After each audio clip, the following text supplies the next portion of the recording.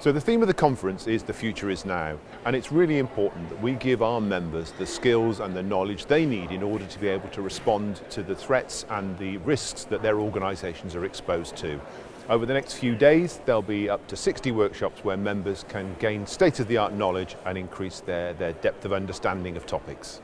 So one of the things I'm most proud of is the students that are coming through our leadership program. They've just finished, or just about to finish, the 12-month course running through Cass Business School, and they are going to be the sort of leaders of tomorrow, and they will be equipped with the skills and knowledge to take the profession forward.